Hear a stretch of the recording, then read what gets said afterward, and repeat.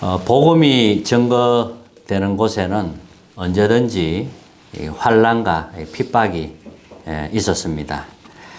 예수님이 천국 복음을 전하면서 많은 사람들을 치유했습니다.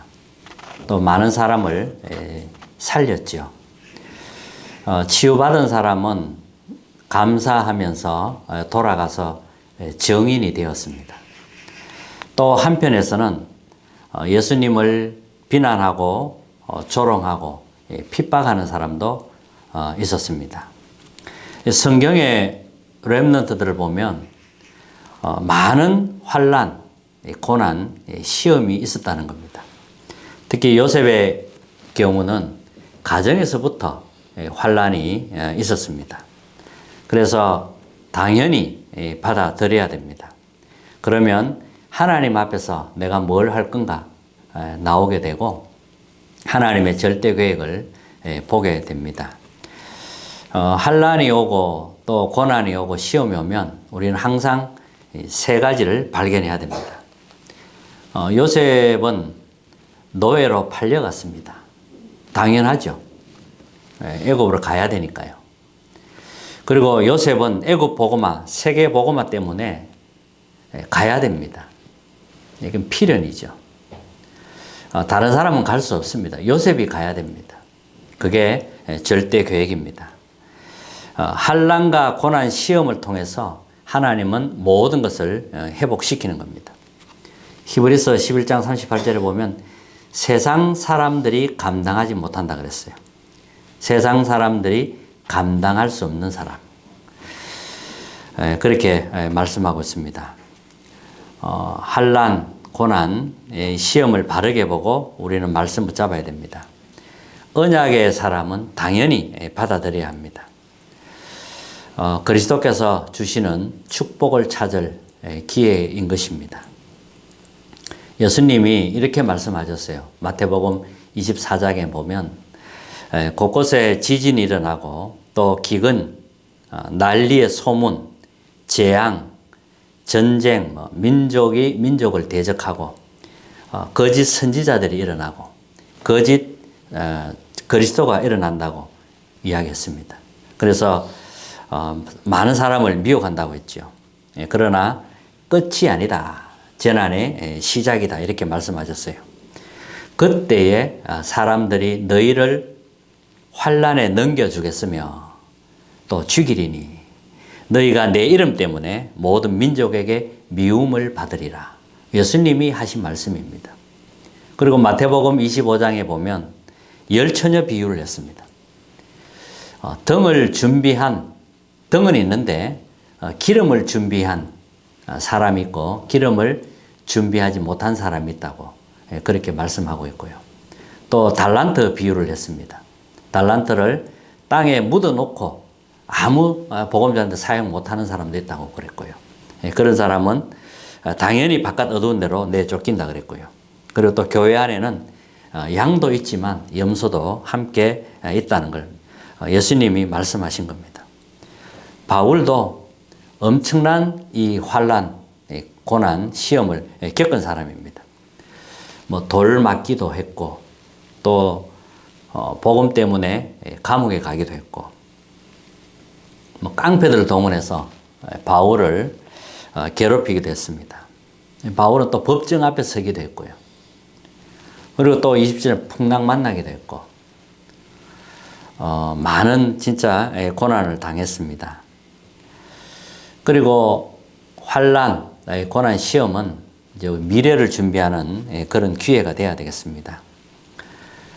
주 70년경에 이스라엘은 로마에 의해서 멸망하게 됩니다.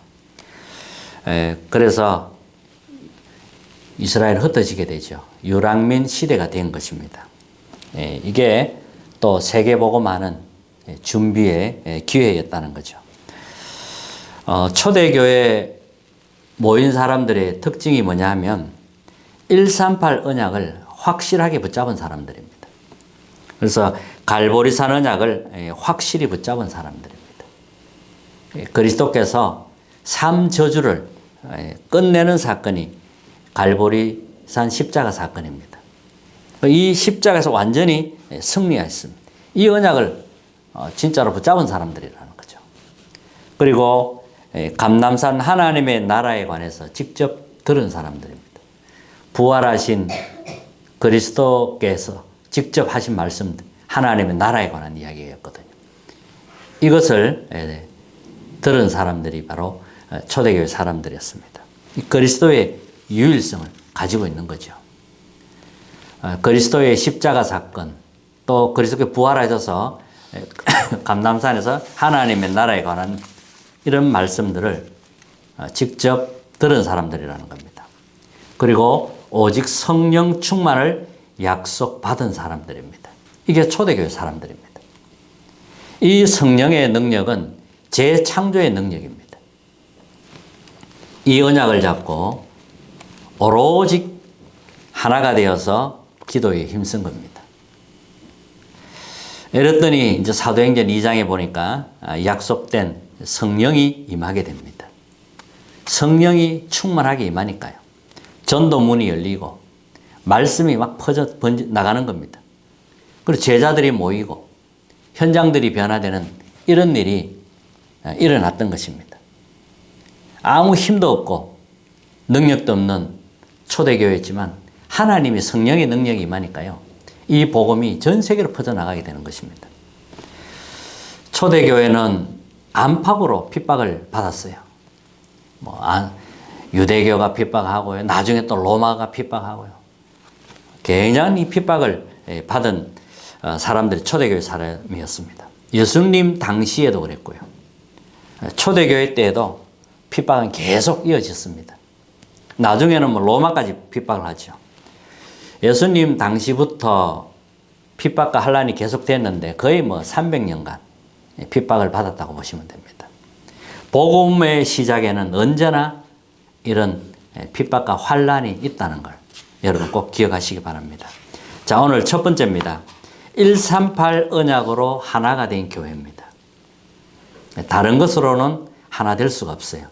오직 138 언약으로 하나가 된 교회입니다. 그게 초대교회입니다. 138 언약 속에 있는 성도는 핍박이 오면 더 복음으로 하나가 됩니다. 마귀는 다른 것 두려워하지 않습니다. 다른 것은 마귀가 한번 쳐버리면 깨진다는 것을 잘 알아요. 마귀는 오직 그리스도를 두려워합니다. 그리스도로 하나 된 성도를 두려워하는 것입니다. 이게 마귀입니다. 그래서 우리는 138 언약으로 완전히 하나가 되어야 되겠습니다. 자, 초대교회가 그랬다는 거예요. 오직 그리스도 하나님의 나라, 오직 성령으로 딱 하나가 된 겁니다. 이 언약을 가지고 집중기도 한 것입니다. 오로지 기도에 힘썼다는 거예요. 그랬더니 하나님의 성령이 약속된 그 성령이 충만하게 초대교회에 임한 것입니다. 초대교회는 신앙생활, 산업, 전도가 전부 하나님으로부터 나온 것입니다. 그리고 신앙생활, 산업, 전도가 복음으로 하나 되어 움직였다는 겁니다. 따로가 아니고 전부 복음으로 하나 되어서 복음 안에서 나왔고 복음으로 하나 되어서 움직였다는 거죠. 이러니까 성삼위 하나님께서 역사하실 수밖에 없는 겁니다. 이 언약을 가지고 가는 성도들에게 하나님은 보좌의 축복으로 역사하신 겁니다. 시공간 초월해서 또 237 나라의 빛이 비치는 그런 일이 실제로 일어났던 겁니다. 두 번째는 하나님이 어떤 교회를 원하는가. 그 첫 번째가 138 언약으로 하나 되는 교회가 하나님이 원하시는 거고요. 두 번째 하나님이 원하는 건 세 가지 뜰이 있는 교회입니다. 이방인의 뜰, 237 나라 5천 종족 살리기 위해 이제 기도하고 준비하는 교회가 되어야 되겠고요. 와 있는 다민족, 다문화 가정을 살리기 위해 기도하고 준비하는 교회가 되어야 되겠습니다. 이런 이방인을 살릴 뜰이 있어야 되는 거죠. 그리고 기도의 뜰입니다. 지금 현장은 병들이 있다고 보시면 됩니다. 영적인 병들이 있어요. 정신, 마음의 병, 각종 질병, 중독 시대가 되어버렸습니다. 치유할 수 있는 기도의 뜰이 있어야 됩니다. 그게 하나님이 원하시는 겁니다. 잃어버린 것, 빼앗긴 것 다 찾아와야 됩니다. 그리고 아이들의 뜰입니다. 아이들이 세상 나가기 전에 영적 서밋이 먼저 되어 나가야 됩니다. 영적 서밋이 되어야 기능 서밋이 따라오고 문화 서밋이 되는 것입니다. 이 아이들의 뜰입니다. 이게 하나님이 원하시는 교회라는 거죠. 세 번째, 현장 살리는 교회입니다. 예수님이 처음부터 말씀하셨어요. 내가 너희를 부른 것은 함께하기 위함이고 또 전도도 하며 귀신을 내쫓는 권능을 가지게 하려 함이라. 이것 때문에 부르셨다고 그랬습니다. 예수님이 처음부터 말씀하신 내용입니다. 현장은 누가 뭐라 해도 세 가지 사건에 걸려 있습니다. 여기에서 해방돼야 되는 것입니다. 그게 뭡니까? 창세기 3장 사건입니다. 여기에 걸려 있어요. 나 중심이라는 것에 딱 잡혀 있습니다. 우리는 성삼위 하나님이 나의 주인입니다. 그러면 주인을 바꿔야 되는 거죠. 주인을 바꾸지 않으면 창세기 3장에서는 벗어날 수 없습니다. 종교는 주인이 나입니다. 나. 모든 시작을 나에게서 시작합니다. 나가 주인이 되면 종교가 되는 겁니다. 이 종교로는 삶 저주를 해결할 수가 없어요. 그리고 창세기 6장 4절 5절 네피림 여기에 딱 묶입니다. 그래서 재앙이 옵니다. 그러나 누구든지 방주 안에 들어오면 살게 됩니다. 네피림 재앙에서 벗어날 수 있도록 우리는 방주 운동하는 겁니다. 그리고 또 창세기 11장 바벨탑 사건입니다. 우리가 우리 이름을 내고 그랬어요. 온 지면에서 흩어짐을 말하자. 하나님 없이 힘을 합치는 겁니다. 이게 바벨탑입니다. 이 세 가지에서 해방시켜야 됩니다. 현장이 여기에 다 걸려 있단 말이죠.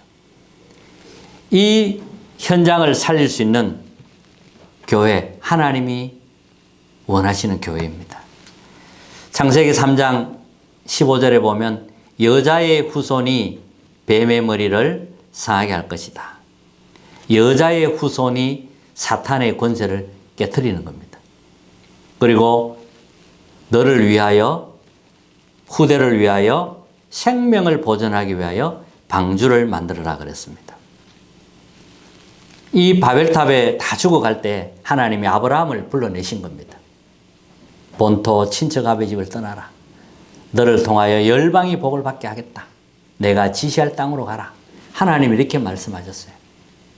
언약적인 축복입니다. 근원적인 축복이고요. 대표적인 축복, 기념비적인 축복, 아무도 막을 수 없는 불가항력적인 축복을 주신 겁니다. 현장은 병들어 있습니다. 병든 현장을 놓고 기도하는 우리 성도님 되기를 바랍니다.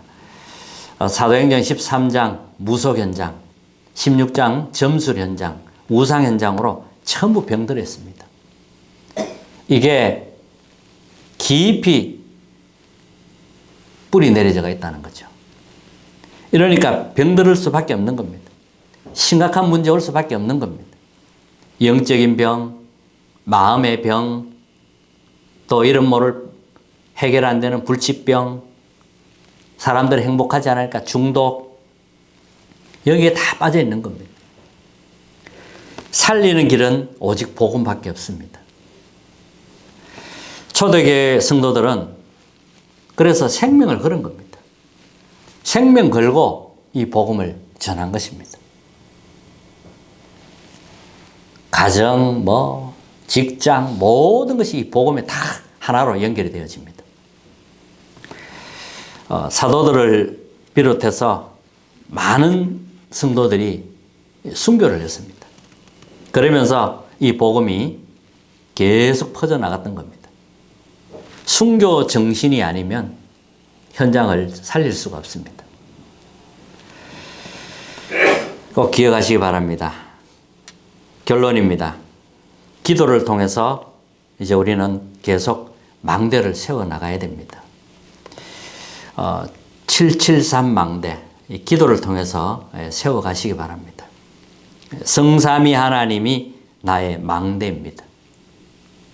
그러니까 보좌의 축복 9가지가 따라오고 나의 과거, 현재, 미래 살리는 3시대 축복이 따라오게 되고 공중 권세 잡은 자를 꺾는 그 힘이, 능력이 따라오게 되고 하나님이 주시는 5가지 힘을 얻게 되고 그리고 미리 보는 CBDIP 또 3가지 뜰, 이게 7대 망대입니다. 계속 기도를 통하여 여러분 세워나가야 됩니다. 그리고 7대 여정입니다. 성삼위 하나님이 나의 배경이라는 거죠. 나의 발판이고 나의 비밀이고 나의 확신입니다.